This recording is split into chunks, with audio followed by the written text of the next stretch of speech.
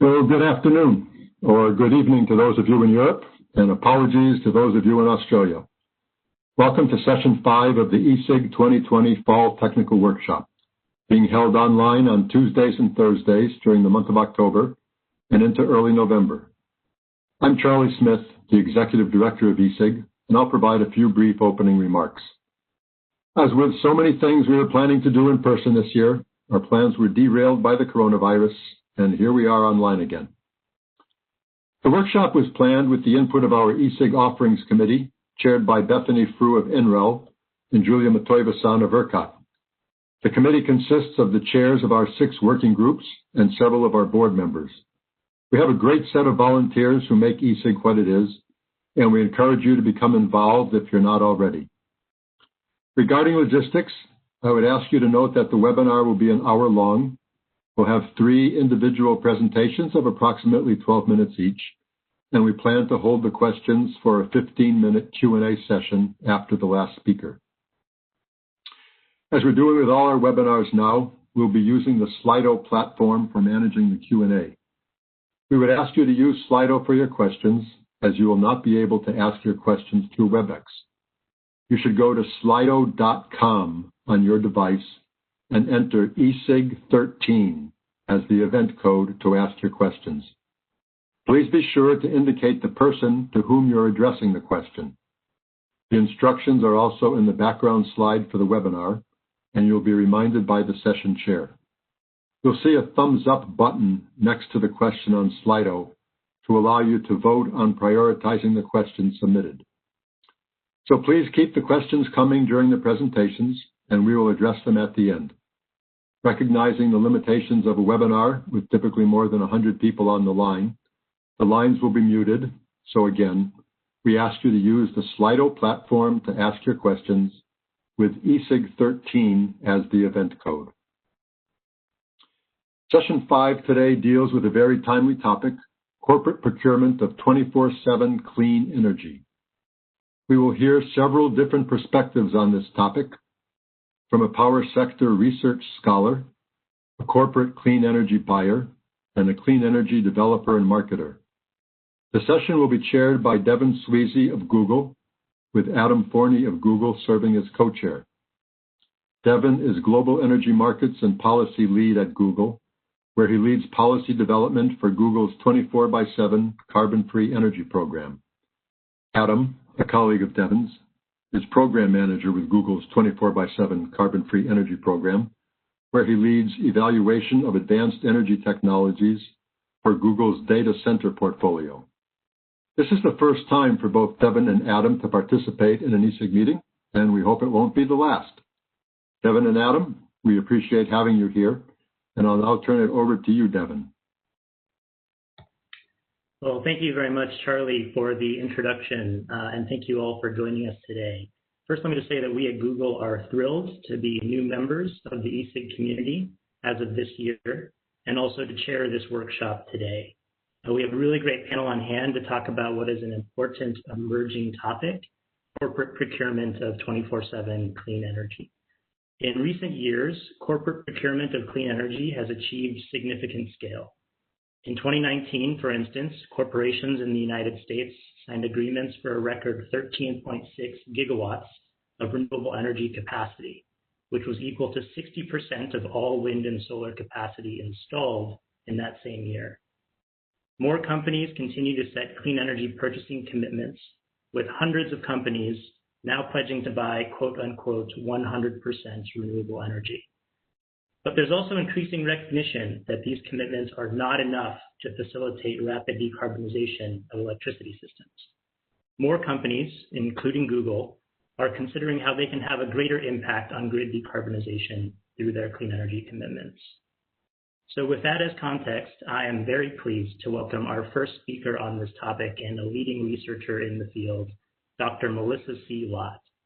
Melissa is a senior research scholar at Columbia University's Center on Global Energy Policy, where she leads the center's Power Sector and Renewables Research Initiative.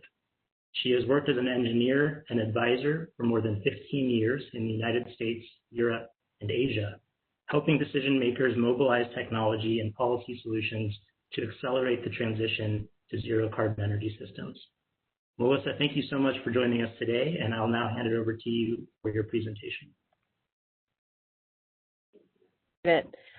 So really quickly for the next about 10 minutes, I'm going to go through some of the key points that Devon just alluded to. Here at the Center on Global Energy Policy, we work to provide independent and data-driven analysis.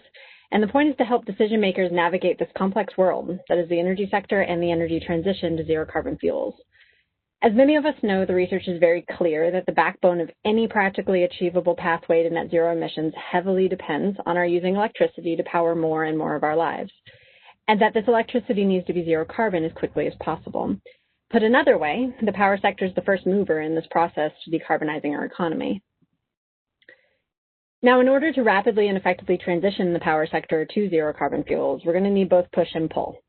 The push of policy and regulations that support and require us to decarbonize, and that empower utilities to quickly and effectively shift their investments away from carbon-intensive power plants, but also the pull from the groups who use electricity, and that's mainly what we're going to focus here today on. One of the key groups of end users are large companies, groups that use a lot more electricity than you and I use at home every day, and whose centralized decision-making abilities allow them to move quickly and strongly in a direction once they've made a pledge or commitment to it. The good news, as Devon said, is that many companies, including Google, who are here with us today, have already started to move in this space and have made pledges that largely focus on variable renewables, so 100% RE or 100% renewable energy pledges. And this has led to significant progress. If you look at deployment of renewables, Devon just mentioned the 2019 numbers, but in this picture here in this chart, you can see how the picture would be very different in terms of renewable deployments in the United States if it weren't for these companies. So you can see the bar in orange, that's total corporate procurement, non-corporate procurement, and then total deployment. And you can see that orange-yellow bar has gone up quite starkly and is now the significant majority of deployments. But moving forward, these renewable energy strategies, they really do limit future progress. And this is something that is being increasingly recognized in the research and in the discussions going on in companies. These methods generally focus on procuring annual electricity needs. So how much electricity do I need over the course of a year, and match that with the same amount of renewables over the course of a year. And there's an issue here. And at the core of that issue is the gap between when and where companies are using electricity and when and where electricity is generated from these variable renewable sources. And if you really go into the research, what you see is that procurement methods that focus purely on variable renewables, even with batteries and other types of energy storage, they continue to rely very consistently on the power grid, which is not zero emissions, at least not yet. And pathways to zero carbon electricity are just much more affordable when you don't focus on just variable renewables, but you expand beyond that to firm dispatchable power plants and also different types of energy storage, batteries plus other things. So I'm going to go through just a really quick example to just baseline us all to think about, what do I mean when I say gap? And I'm going to use a set of analysis that was done by us in partnership with the Northbridge Group and Bruce Phillips' team over there. And essentially, we looked at different types of customers, and I'm just giving one example very quickly, in a big box store who's working in New England, who contracts to meet all of their annual electricity needs with 100% solar. And so at the top, you can see when solar is producing and when they're actually using electricity on an hourly basis. If you want a cleaner picture like me, you look at the bottom one and look at the weekly breakdown. And what you see in the bottom right-hand corner is that over the course of a year, about half of this company's electricity use is actually being met with the grid. Fast forward to 100% wind, and you're still depending on the grid for about a third, 34% of your load. If you use batteries, you still end up having about 14% of your load being met with the grid. Spoiler alert, this is true not just for the big box store in New England, but corporate buildings in New England, across Texas, and all the different realms that we looked at within the United States, all the different regions, with all their different mixes and percentages of renewables, et cetera. So Texas, where the wind and sun are very good, and other places where it's not so great certain times of the year. We also looked at, what if we just overbuilt renewables? What if we built a really huge battery? What if we did both? And the reality is you still end up with a gap. So what this means is that overall, you're left with CO2 emissions. You're left with more CO2 emissions than you might realize you're left with. Depending on when you're using electricity, you might be hoping that you'll get something lower carbon like natural gas, but you might actually be getting coal power. You might be bringing more coal power onto the system, stuff that would not have been on there before. So when we look at moving forward for different companies, the evidence, at least on the research side of things, is very clear that you need to move beyond variable renewables and move to zero carbon electricity. And there's a number of different reasons for this. The first one is that overall, as I mentioned, it's a lower cost pathway. It's also lower risk. So when you look at the analysis, every time you add in additional options, more technologies, when you move from being technology specific to technology agnostic, you see that the cost and risk of that pathway is a lot lower. The mix might end up being 100% renewable energy. In some pockets of the United States, it is possible to do this. In other parts, it's not possible, at least not without a very, very high cost. So this method shields companies if that 100% renewable energy pathway is not the best one to go down. It also helps companies avoid accusations of greenwashing. You can say that you're 100% renewable energy, but when you're procuring over the course of a year, and you still are depending on the grid for power, at the end of the day, it's pretty easy for someone to do the math and show that, no, you aren't 100% renewable energy. You're offsetting your emissions, not eliminating them. And there's rapid growth in the scrutiny of companies that we're seeing, whether it's ESG or other movements that's saying, hey, we want to reveal these failures, and we want to reveal them so that we can keep going and multiply the progress that I mentioned we've seen already with renewable energy procurement methods and say, let's support actually going to net zero. It's also a tool for local engagement. I mean, some jurisdictions are quite frankly worried about 100% renewable energy, and they may be more amenable to partnerships with groups that are open to saying, you know what, if my goal is zero carbon, let's go there as quickly as possible. It's a possible tool for engagement, not just with governments, but also with utilities, advocacy and grid groups, organized labor. The list is very, very long. It also leads to what we are calling at the Center on Global Energy Policy best-in-class branding. So it's aligned with new state and national policies. It's helping you to be a first mover. And it has the potential to attract new customers, new employees, new spokespeople, et cetera, if a company that's going through proactive action. So with that, I promised Devon I would keep it short, sweet, and to the point. One thing that I will say is we do have a question about what the gap is between supply and demand for 100% variable renewable pathways. And what I would say to that person is that the gap varies around the United States, and it can be 10% and up to 50% in all the different regions that we've analyzed. 10% in places like Texas, 50% when you're in the Midwest. Thanks very much. Thank you so much, Melissa. As Melissa mentioned, we have a couple of questions already coming in on the Slido platform. So a reminder, you can go to slido.com and input ESIG13 to ask questions. And please ask questions if they're directed to members of the panelists. Please make sure to reference that. So our next speaker is my colleague, Maude Texier. Maude is carbon-free energy lead at Google. She leads the team responsible for developing and scaling 24/7 carbon-free energy for all of Google's data centers worldwide. Prior to joining Google, Maude led product management for battery products at Tesla. Maude, over to you. Thank you, Devon. And thank you, Melissa, for the first presentation. I think it was a very good context setting for me walking you through how we are approaching 24/7 carbon-free energy at Google. And as Melissa mentioned at the beginning, you have a lot of large power consumers, and Google is one of those. So here is just a high-level example of what our load growth has been looking at the Google level for the past 10 years. And in 2019, we're consuming 12 terawatt hours. So this is as much as large cities or even small states as we keep growing. And in general, a lot of this energy consumption is driven by our data center footprint. So today we have a little bit of more over 20 sites globally with a footprint that ranges across almost all of the continents.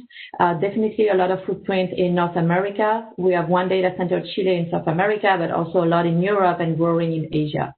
And so with this expanding footprint and this responsibility that comes over with the large power consumption that we have, this is how we really decided to enter the clean energy space over 10 years ago and started looking into how we could help really offset and compensate for some of these carbon emissions coming from the electricity consumption.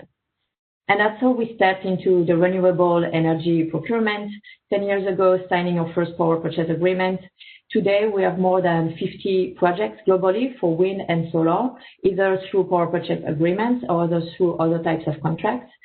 This represents globally over 5 gigawatts of capacity that we have been bringing to the grids since 2012 now.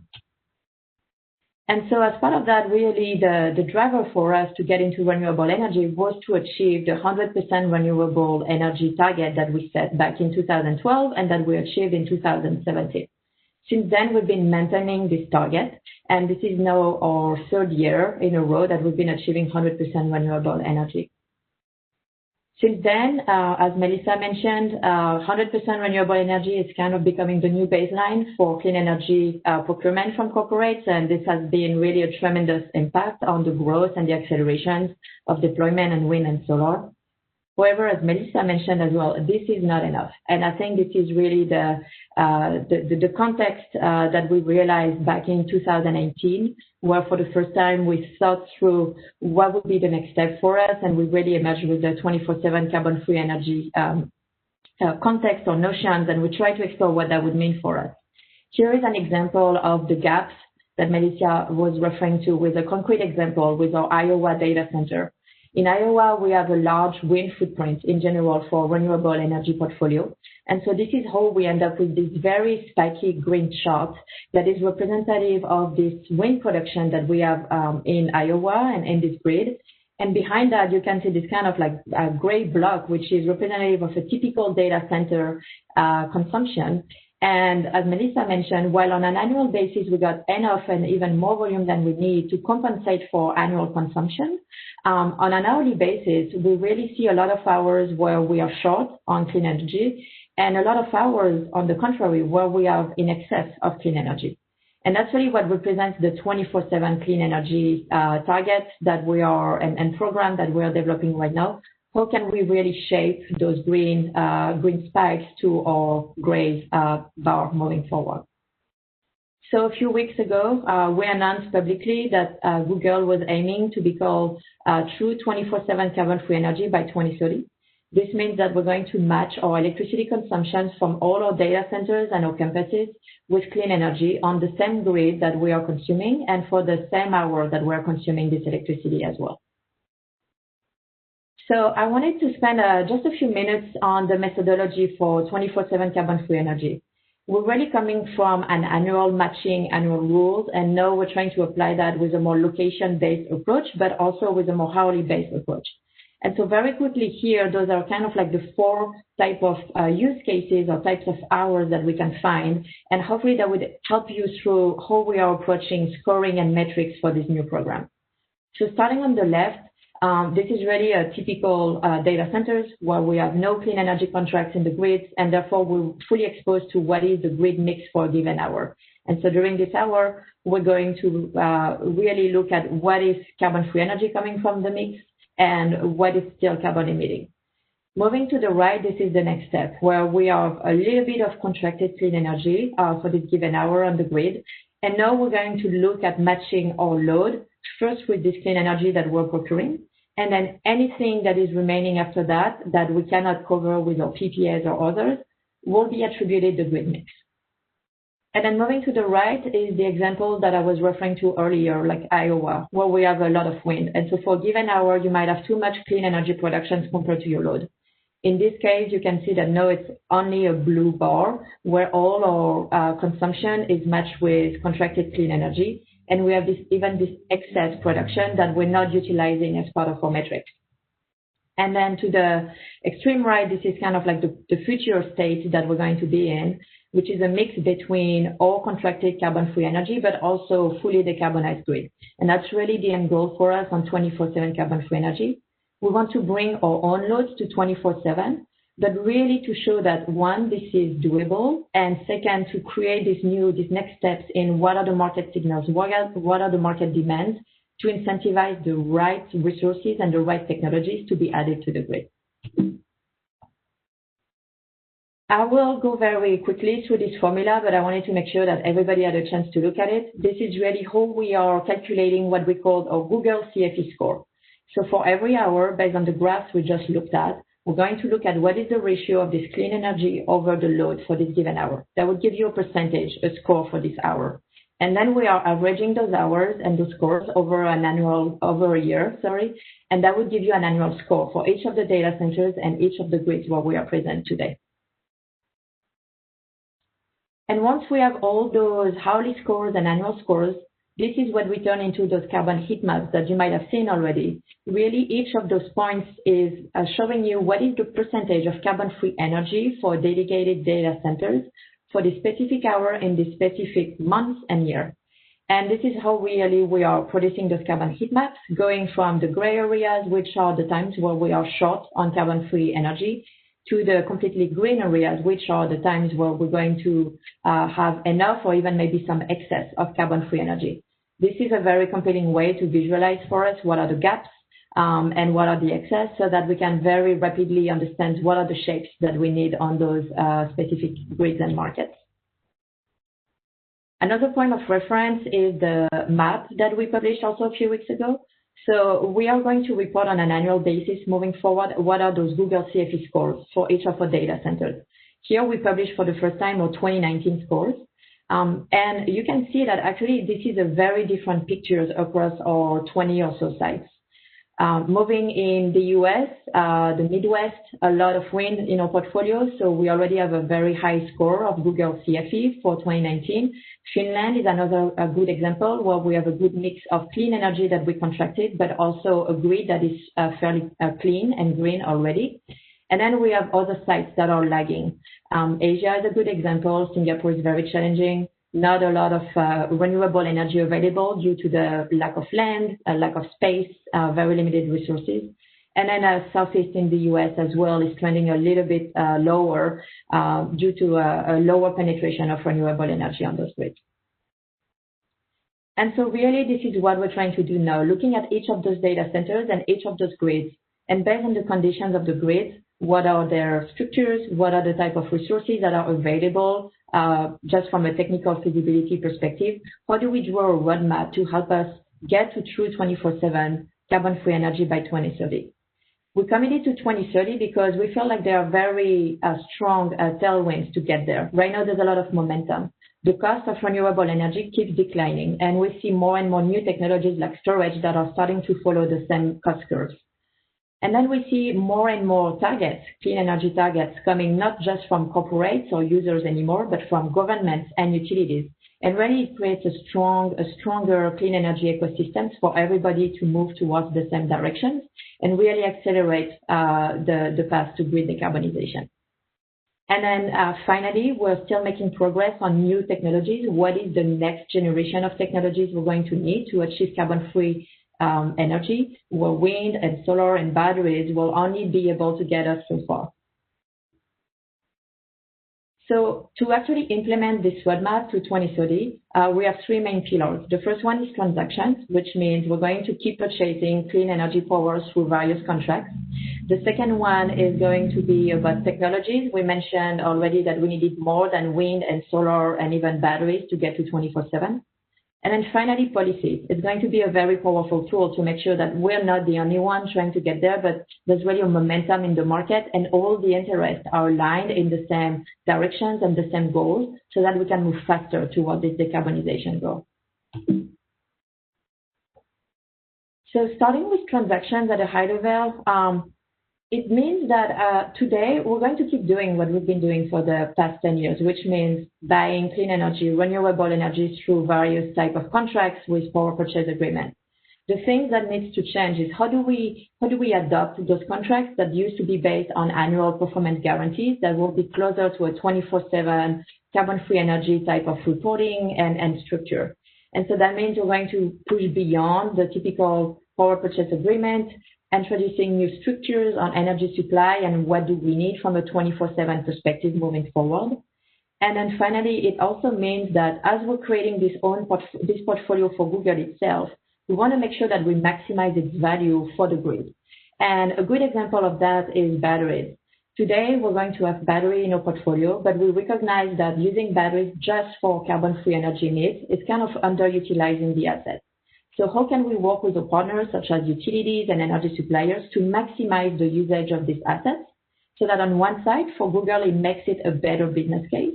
But on the other side, we actually create a bigger impact, a broader impact on the grid by really maximizing those assets that are going to be participating to the grid moving forward.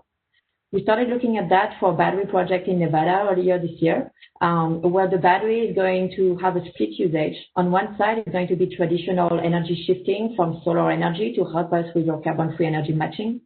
And on the other side, for a few months a year, the battery is actually going to be used for peak usage from the grid. During the summer months, there is a shortage on capacity, especially in the late afternoon hours. And so the battery is going to support the grid more broadly during those hours. On technologies, we already mentioned that we need to go beyond renewable energy, and this is really what we're looking at moving forward. Next generation of storage, carbon captures, long duration energy storage, geothermal, hydrogen. How do we store energy, clean energy at a lower cost, but also how do we generate clean energy? I think this is really the path today. On one side, we have renewable energy and storage, which can solve part of the equations and a lot of regions, but this is not enough. So we need to find new ways to actually generate clean energy. On the other side, we will also be looking at things like more software-oriented to actually help with load flexibility.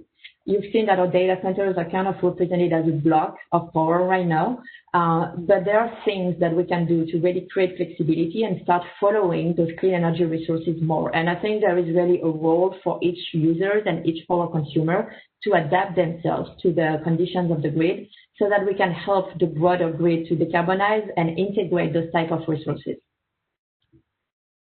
So as an example, talking about load flexibility, earlier this year, we launched our carbon intelligent compute platform, which is starting to test how we can shift compute loads in our data centers based on the CO2 content of the grid in real time and near real time. We've been expanding these pilots to all of our data centers, and this is our first step in gaining more load flexibility capabilities. And then quickly on policies, as I mentioned, policy is a very important tool. Google is already trying to support various organizations and be part of this voice of consumers with REBA and resource. But we think this is key, bringing the voice, empower energy consumers to really drive access to clean energy, to design markets so that we have technology neutral designs and everything really driving us to the lowest cost of technologies is going to be very critical for us. And so we're hopeful that we can keep pushing on those efforts to help accelerate the deployment of these new technologies. Then one final note will be on data challenges. Across all those pillars, the way for us to actually create actionable efforts is based on data. We need to understand where we are, where we're going to be able to design what are the solutions and put a call to the market on what we need. And this has proven to be quite a challenge for us, but for other consumers who are trying to look at these hourly and regional shapes. And so really on our side, it's how do we monitor in more real time our load and the production means so that we can really look at this matching moving forward. How do we optimize? Know that we have renewables, storage, and any other type of assets. How do we optimize their role within our portfolio and their impact, the dispatch, to impact further the grid and respond to maybe other services beyond our true carbon-free energy shifting applications. And then finally, as you're going to look at putting those projects on the grid, those are 10, 15, 20, 25 years projects. So we cannot just look at what is the snapshot of 2019 to make those decisions on what resources we can bring to the grid. We need to understand what is the longer term forecast of those grids. And this is something that we're really willing to work with our utility partners and grid operators to better understand so that we really create additional resources to the grid. And we're not trying to recreate something that will be redundant with ongoing efforts anyway. And I will stop here. Thank you, Devon. Thank you. Thank you, Maud, so much. Really appreciate it. We have some really great questions coming in on the Slido platform. Reminder, slido.com, ESIG13 is the code. And also feel free to vote on the questions that are already there if you'd like to see particular questions right to the top. I now want to introduce our final speaker, who will be discussing the challenges and opportunities of supplying 24/7 clean energy. Owen has been at EF Renewables since 2008 in several different roles, and currently serves as VP of Origination and Power Marketing where he manages the team responsible for leading the origination and negotiation of long-term offtake agreements for EDFR's North America pipeline. During his tenure with EDFR, Mr. Owen has led successful negotiation of over 2 gigawatts of offtake agreements and 1.67 gigawatts of project acquisitions, resulting in over 3.6 gigawatts of projects constructed. I thank you so much for joining us today, and over to you for your presentation. Thank you, Devon. Thank you, ESIG, for hosting this forum. So I thought I'd just start with a really quick note on who EDF is for folks who may not know us. So EDF Renewables is the global energy affiliate of the EDF Group. We're present in over 20 countries under the brand EDF Renewables, and I work in our North America group, and we develop, build, and operate renewable power plants. So to date, we've developed over 16 gigawatts globally, and over 2 gigawatts of that for C&I customers like Google. I think like many of you who are at companies with strong sustainability goals, EDF Group has one as well that we're proud of, and have a carbon neutral goal by 2050 and a goal to double our renewable energy deployment by 2030. Let's see, next slide. In terms of corporate purchases, we've been active in this market, and I've had the pleasure of working on our first deal in North America, which was in 2014. We've since done 1.5 gigawatts here in North America. And as folks know, the markets elsewhere in Europe and South America have been catching up since then. So we're active globally there. I wanted to focus the part of my talk on some solutions that we worked on for various corporate clients and different ways of thinking about reducing carbon, with the goal not just of matching, as we've been talking about here, not just matching overall annual renewable energy content, but looking at it more granularly and reducing carbon overall in the grid. So on the left, as you've probably thought of before, in some places where you have both good wind and solar resources, like in ERCOT, for instance, in the States, you can pair wind and solar together and get a much better coverage overall for your carbon. And then on the right, in Europe, interestingly, we've looked with some clients at diversifying the locations. So the map that you see is the wind resource across Europe. And as you'll notice that some places are much windier than others, and the profile is different. So putting two different wind projects together in France, different parts of France, can increase the CFE, for instance, by about 11%. Solar, there's less of a differentiation between solar profiles across the country, but mixing wind and solar can increase the CFE content as well.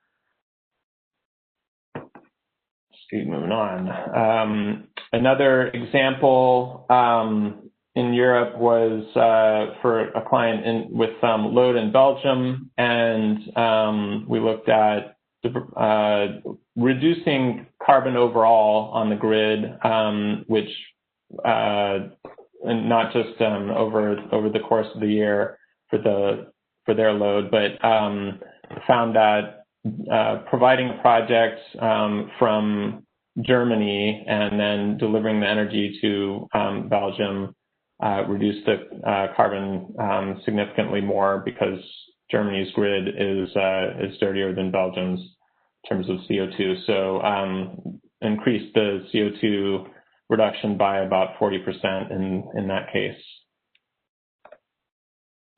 In the U.S., going back to kind of combining wind and solar, so here's a case study in ERCOT where combining a chunk of a new wind project with a chunk of new solar, and then you still need to incorporate the ERCOT market to fill in those gaps when there are, the two resources aren't producing, can result in delivering a block product that's around the clock, or a load following product to a customer with anywhere between 75 to 90% CFE. It depends largely on the sizing of the wind and the sizing of the solar compared to the load and the shape of the load. Maud mentioned that if you oversize the wind production, for instance, in the middle of the country, you can get very high CFE scores, but there's some excess wind, obviously, that is above the load. So same is true here. You can do that for both the wind and the solar and get a fairly high CFE, but you do have excess power going to the grid when your load is not needing it. So different way of looking at this same example. This one, particular solar shape and a particular wind shape from some of our projects. And in this example, it's sized to reach a 85% CFE content. So you can take products such as that in certain markets and deliver it as a full requirement supply contract. Markets in the U.S. that are deregulated and competitive markets like ERCOT, and there's others as well. And for EDF, we're present in some other markets in Europe where we can do this. So here's an example of that with various EDF entities participating on the left, and the contracts that would need to be in place to deliver a retail agreement in, for instance, ERCOT. I'll note that as most people know, retail agreements are often not as long as what is required to build and finance a new project. So, the options for doing something like this would either be using existing projects so that you can take a small slice and match the term with a retail agreement, or if you are focused on additionality, which many customers are, then there would need to be some kind of tail agreement, for instance, after the retail contract, or an underlying agreement between the project and the retail customer, so that the term can be met there. There are a number of things to think about and work through in these sorts of structures, and devil's always in the details here, but portability, ability to move, retail providers, EDF Renewables works with all the retail providers in ERCOT, not just EDF Energy Services, although we think ours is a good one. And things like security, and there's accounting treatments on both sides of the agreements that need to be kind of met. And then if you're talking about wind plus solar, you may have to work with different commercial operation dates for new projects, and of course market rules depending on where you are, ERCOT, PJM, et cetera. So there was mention of batteries earlier. We are very active in the battery market and have 1,500 megawatt hours contracted through 23 at this point. in North America. And adding a battery can significantly increase the CFE, and it depends on where you are as to the cost towards that. So in some markets like France and ERCOT, the gaps in when the wind or solar is producing, it's mostly when the wind is producing that there's gap, because the solar is usually there during the day. So those gaps don't correlate to higher market pricing. And so, the difference between operating the battery to increase the CFE versus operating it as you might on a merchant basis to take advantage of market pricing don't line up. And so the cost is higher in places like that. Whereas out west, Nevada, Maud mentioned that as one case study, Nevada or California, the battery and the gaps do line up pretty well in those evening hours. So the battery can be operated you can increase CFE with a battery for a lower cost in those places. So I just wanted to close here with,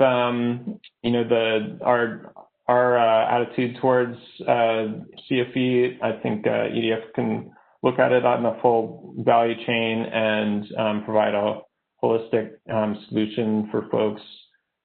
So look forward to your questions on this. Thank you. Thank you, Dai, so much. Really great presentations, all of you. Thank you very much. And we're now going to move into the Q&A portion. We have a lot of great questions coming in on Slido. I'm going to hand it over to my colleague, Adam Forni, to lead us through the Q&A. Well, for the great presentations, I really appreciate this Q&A platform. It's a different form of technology disruption that could actually put the moderator out of a job at some point. But the good news is it gives us a chance to have the questions you all are interested in. So I think that we can start with this first question to Melissa, and really this transition from zero carbon to 100% renewable. I should say the other way around. And I think there's a second part here that's related to the relying on the grid. I think that the question might have just fallen off, but maybe if we could get Melissa's view and maybe even Maud from the Google perspective.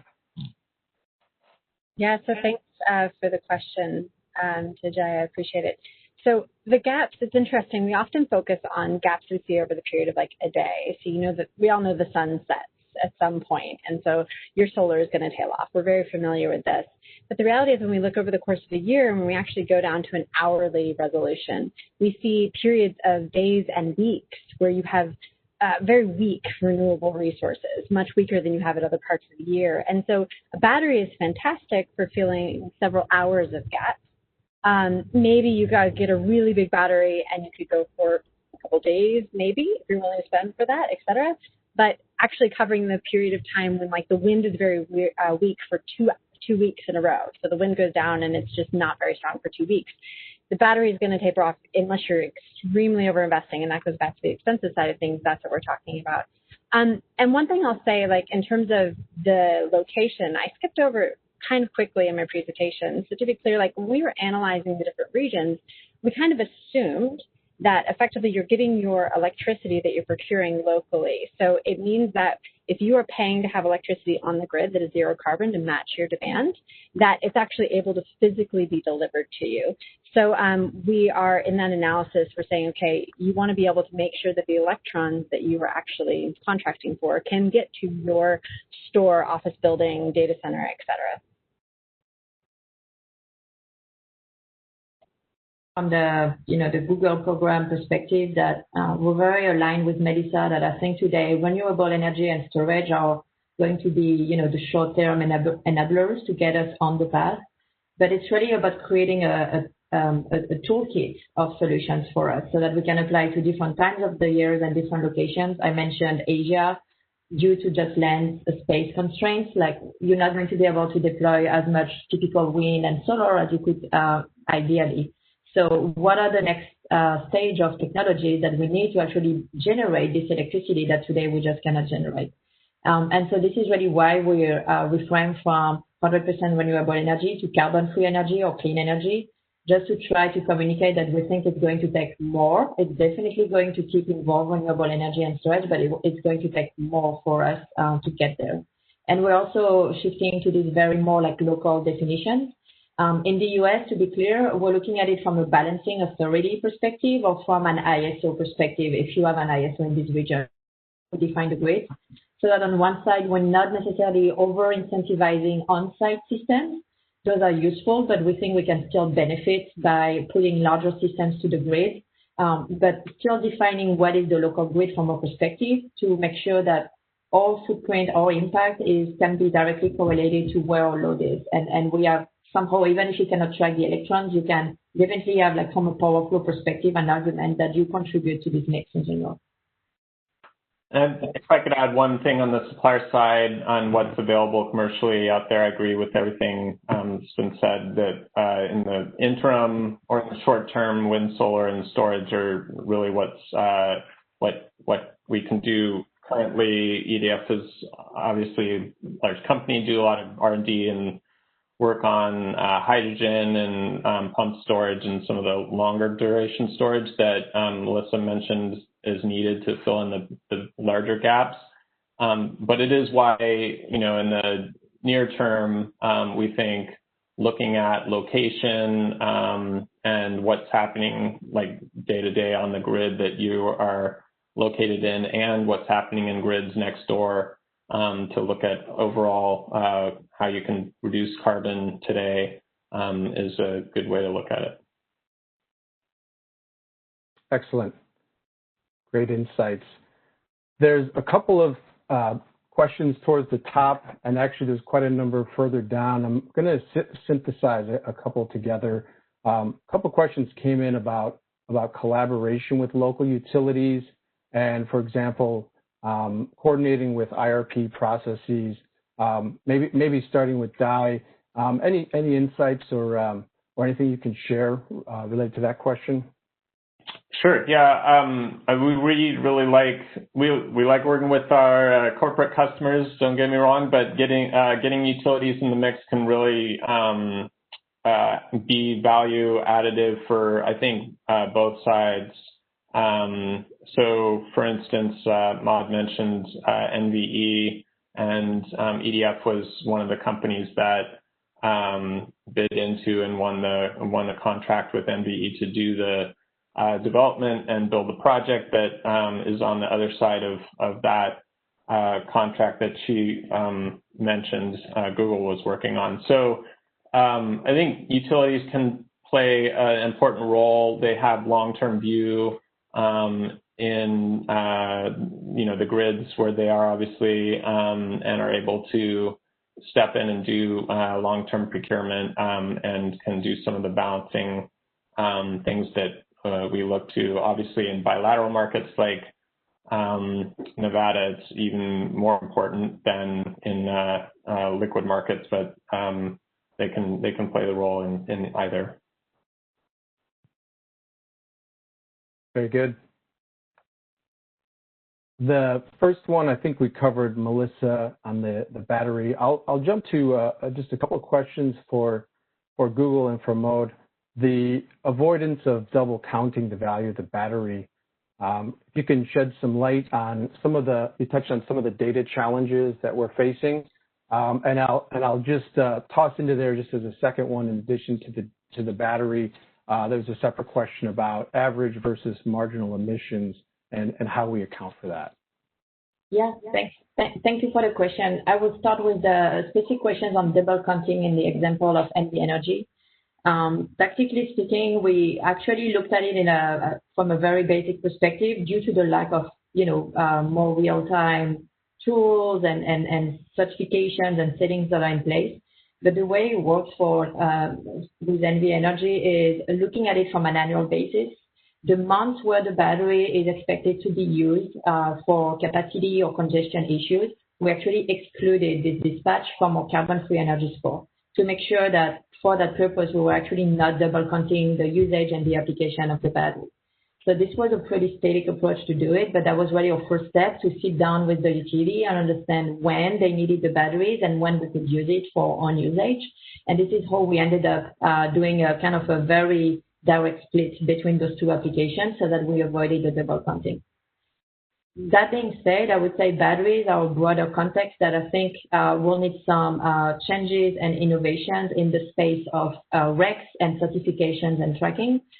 Today, in general, you don't have specific rules to track what type of energy is coming from batteries and how do you apply RECs to batteries if you have, for instance, a solar plus storage system.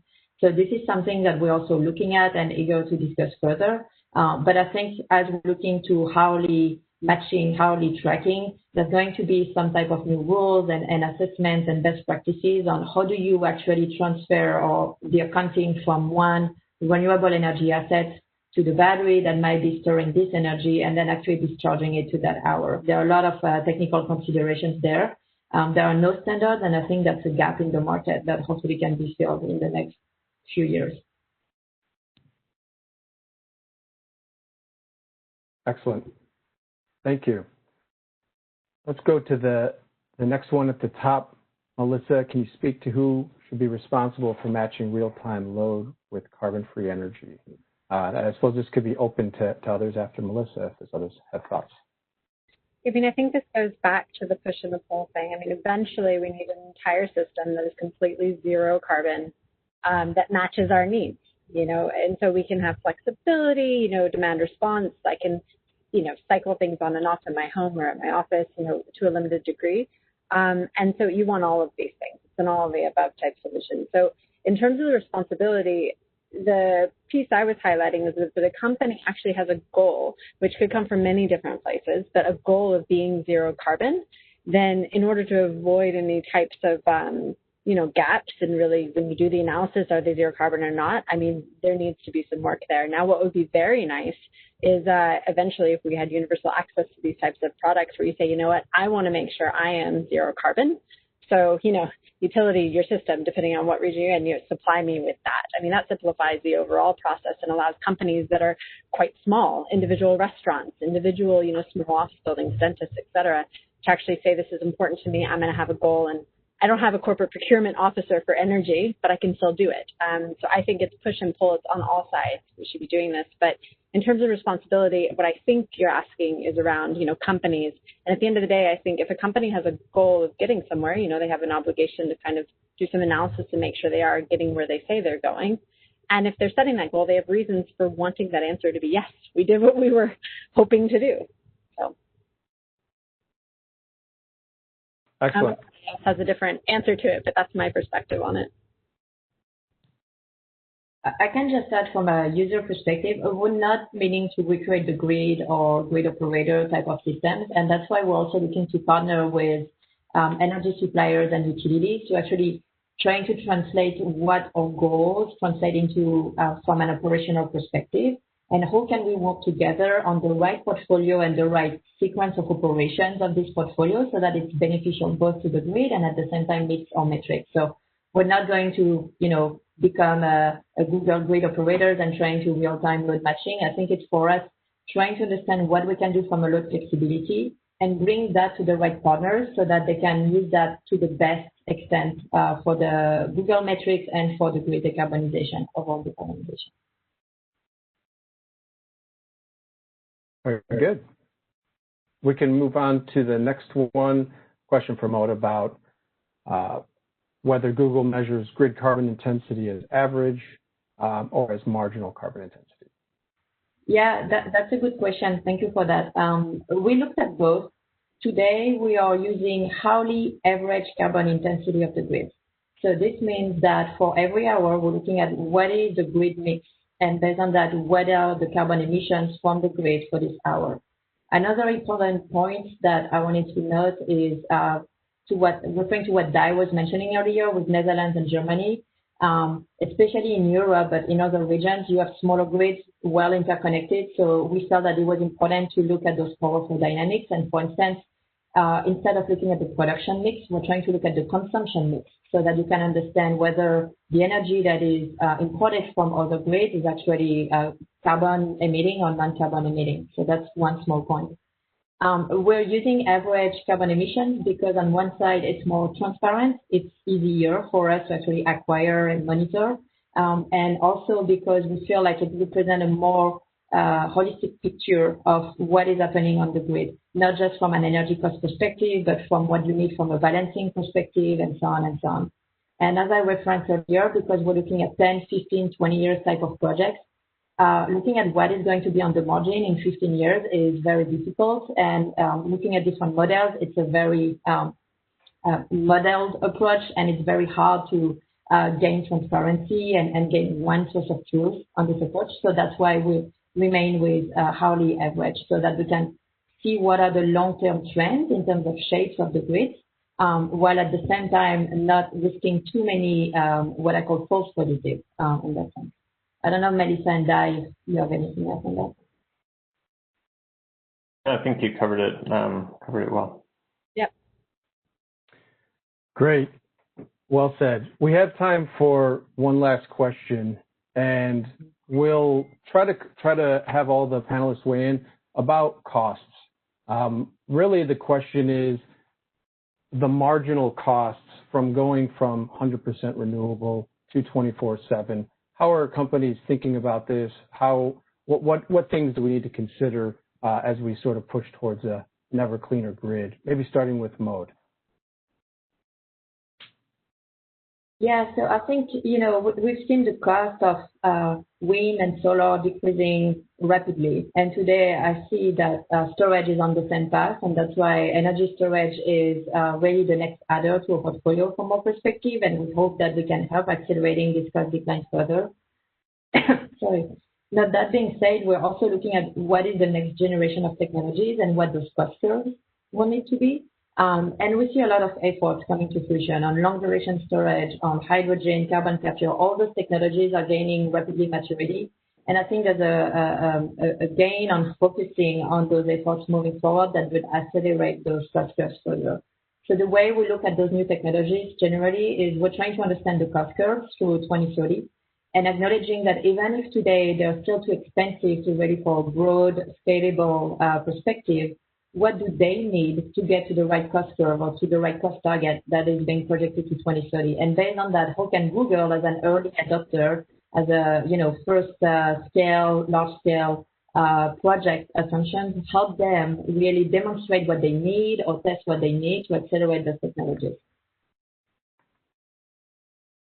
Yeah, I can jump into on the cost question. I think, as I mentioned earlier, the wind, solar, and storage are the things commercially available today that I think are very cost competitive in most markets. There's a solution for most markets, but in certain markets, the cost of adding storage, as I mentioned, is higher because those market prices aren't lined up with CFE. So it is an addition, an additional cost to increase the CFE to add storage. But in places where you can co-locate or locate even on the same grid, the wind and solar, you can get to fairly high CFE content without any increase in costs significantly. And I'll really quickly add that effectively when we see companies that are going towards 100% renewables as a strategy for going to zero carbon for their power, for their electricity, what we see is effectively a hockey stick shape. So the first, if you go just variable renewables, wind, solar, plus some storage, you get to, again, that 50, 60, 70% number. And then all of a sudden you see a rapid increase in cost. And those last few electrons, kilowatt hours are very expensive to figure out because you have to all types of gymnastics. As opposed to 100% zero carbon, when you start adding in these additional technologies, the cost it's much more of a plateau. So you see, a much cheaper overall pathway to zero carbon. One thing that I will say as well is from a company and a personal perspective, this goes back to what is the cost of not moving to zero carbon action. And we aren't focusing on it here today, but moving to zero carbon power reduces greenhouse gas emissions. It has a bunch of benefits for productivity and health. but also it reduces air pollution overall. And in some parts of the country, we have major issues with air pollution, and around the world for that matter. And so, you know, the cost to a company, it's not as straight as just the kilowatt hour cost, is what I would say. But we're not going into that today. That's a teaser for another conversation I'm sure we could have another day. But thanks. I'll hand it back. Thank you, Melissa. Thanks, everybody. Yeah, I think we could continue discussing this for hours, but unfortunately it's time to wrap up with the hour. So I'd like to thank our panelists for their really great presentations and the discussion today, and thank all of you watching for your great participation. I hope that the discussions provided some stimulating thoughts, and we look forward to continuing the conversation over the weeks and months to come. I'd also like to remind everyone there are 7 more technical sessions that will be held during the remainder of the month and into early November. You can find the full schedule of the upcoming sessions on the ESIG website, and you're all invited to attend. The next session is on fuels for the future, and it is next Thursday at 2 Eastern, same time as this session. Thanks again for your participation. Stay safe, and we look forward to seeing you all then. Thanks, everybody.